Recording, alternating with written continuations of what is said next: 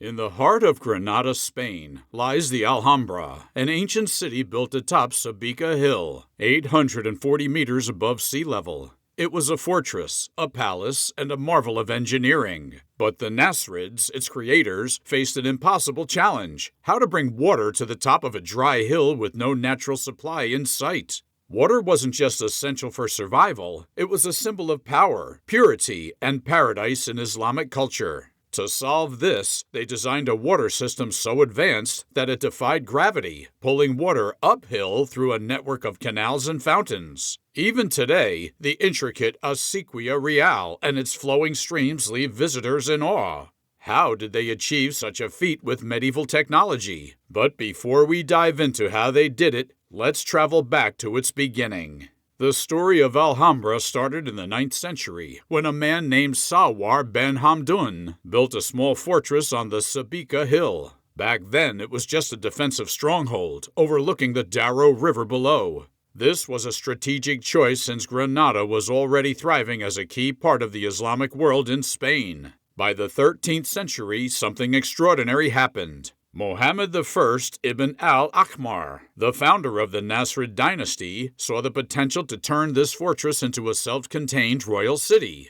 The Alhambra became his dream project. He envisioned it not just as a fortress, but as a luxurious palace complex filled with gardens, courtyards, and baths, an oasis in the dry hills of Granada. But here's the catch: water. The Sabika Hill is 840 meters above sea level, far from any direct water source. For a project as ambitious as this, water wasn't just a convenience, it was a necessity. And it wasn't just about drinking water. Water was central to Nasrid culture and Islamic tradition. In Islam, water isn't just about survival, it's symbolic. It represents purity and life. Every courtyard, garden, and home had to have water flowing through it. It wasn't just practical, it was spiritual and beautiful. Fountains and pools were carefully designed to create peace and reflection, while public baths were places of cleanliness and community. Imagine trying to bring water uphill to a palace on a hilltop, though. This was the challenge that Mohammed I faced. Without water, the Alhambra could never be the masterpiece it was meant to be. So, how could they solve it? At the time, the Moors were already experts in water engineering. They had learned from the Romans, Persians, and others, mastering the use of acequias, or small irrigation canals. These canals were already used in the valleys below Granada to keep crops watered. But bringing water up to the Alhambra required something more advanced. The engineers of the Nasrid dynasty rose to the challenge. They designed an innovative hydraulic system that stretched 6 kilometers, almost 4 miles, from the Darro River. Using gravity and an incredible understanding of water flow, they managed to direct water uphill. Yes, uphill. How did they do it?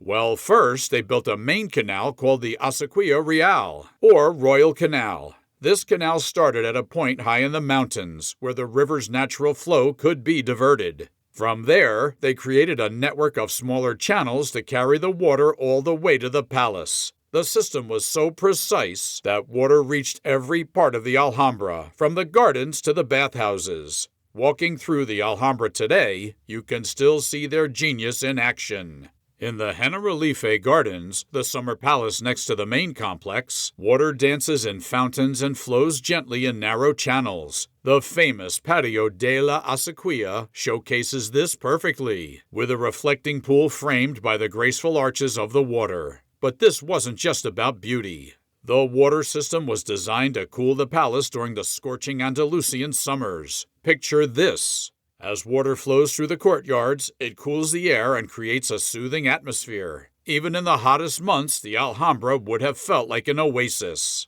The Nasrids didn't stop there. They used water to symbolize their power and control over nature. For example, the Court of the Lions features a stunning fountain supported by 12 marble lions. Water pours from the mouth of the lions, flowing into channels that extend in all 4 directions, symbolizing the 4 rivers of paradise in the Islamic tradition. By the 14th century, under rulers like Yusuf I and Muhammad V, the Alhambra had become a true marvel. It wasn't just a palace, it was a self-contained city with mosques, workshops, public baths, and gardens. Water connected it all, flowing through every corner, bringing life and beauty to this elevated world. But let's not forget how risky this system was. The water supply relied entirely on the Acequia Real. If something went wrong, if the canal broke or the water flow stopped, the entire palace would be in trouble. The Nasrids had to maintain and protect this system constantly. Water wasn't just about survival for them, it was also a symbol of wealth and prestige. At a time when controlling water meant controlling life, the Alhambra's intricate hydraulic system was a statement of power. It said, "We can bring water to the top of this hill," defying nature itself. But remember, this wasn't an easy task. The Sabika Hill's dry, rocky soil wasn't ideal for construction or gardening. The Nasrids had to build everything carefully, making sure the water system worked flawlessly. And the challenge didn't stop there. With the passage of time and the arrival of new rulers, maintaining this system became harder and harder. The Alhambra's mastery of water wasn't just practical, it was pure artistry. Imagine standing in the Generalife's patio de la Acequia today, where you can still see the Acequia Real, the heart of the palace's water system, running straight through the middle of the courtyard. The water flows smoothly, framed by graceful arches of liquid jets that shoot upward and seem to touch the sky. For centuries, this very courtyard has mesmerized visitors, but this magic wasn't just for beauty. It was a symbol of power and ingenuity. For the Nasrids, water flowing through their palace wasn't just practical or decorative. It was a way of showing the world their wealth and mastery over nature. The Nasrids didn't stop with the Acequia Real. Over time, they expanded their irrigation system, building water wheels, albercas or large pools, and cisterns to store rainwater. They even added a second channel called the Acequia Tercio, which brought water even higher up, irrigating the orchards above the Generalife. This wasn't just a palace, it was a self-sustaining masterpiece. Now let's move to one of the Alhambra's most famous features, the Fountain of the Lions. This isn't your average fountain. Picture a shining marble dish held up by 12 majestic, white, mythical lions. Each lion has water pouring from its mouth, feeding 4 channels that flow out across the Palacio de los Leones, or the Palace of the Lions. These channels are more than beautiful. They represent the 4 rivers of paradise in Islamic tradition, spreading life through the palace. How did they manage to create something so perfect? Each lion was carved with incredible detail, and the fountain itself was a marvel of engineering.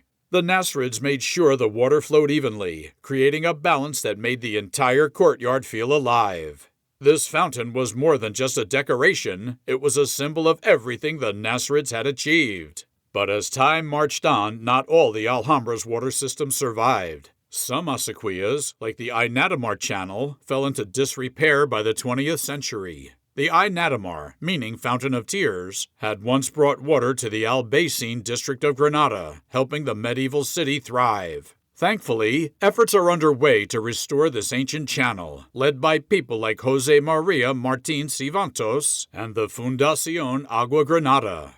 Why does this restoration matter so much? Because the Inatamar isn't just a historical relic, it's a lifeline for Granada's environment. Civantos explained that by restoring the channel, they're creating an ecological corridor, bringing water to semi-arid areas and helping native plants and animals flourish. And here's something even cooler. Modern scientists are studying the Alhambra's hydraulic system to learn from it. The International Association for Hydro-Environment Engineering and Research is hosting a World Congress in Granada to examine these ancient techniques. Even with all our advanced technology today, there's still so much to learn from the Moors' innovative ideas about water. The Nasrids showed us that technology and nature can work together. Their water systems weren't just efficient, they were sustainable. Civantos put it best when he said, "Innovation and conservation go hand in hand."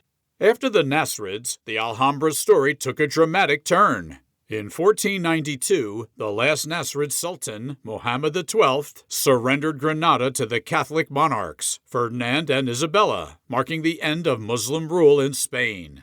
The Alhambra itself wasn't attacked during this conquest, but its role changed drastically. It became a royal palace for the Spanish crown. It was in the Alhambra that some of the most pivotal moments in history took place. For example, it's where Christopher Columbus presented his plans for an expedition across the Atlantic. That meeting led to the voyage that changed the course of the world.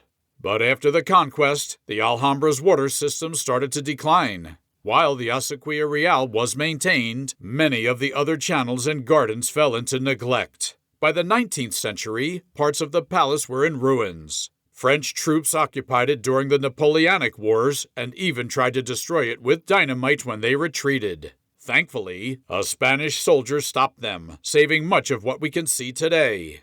In the years that followed, the Alhambra became a symbol of romanticism and nostalgia. Writers like Washington Irving brought the palace back into the world's imagination with stories that blended history and legend. Irving's tales of the Alhambra made the site famous again, attracting visitors from all over the globe. Restoration efforts began in earnest during the late 19th century.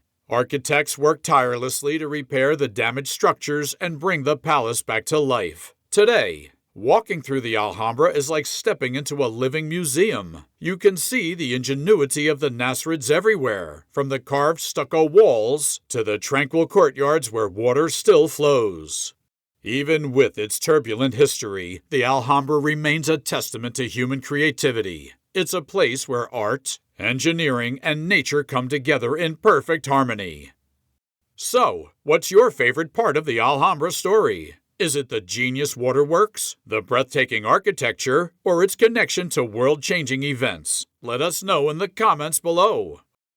Oh, and don't forget, if you loved exploring the secrets of the Alhambra, hit that like button, subscribe, and turn on notifications so you don't miss more incredible stories like this one. Thanks for watching, and we'll see you in the next adventure.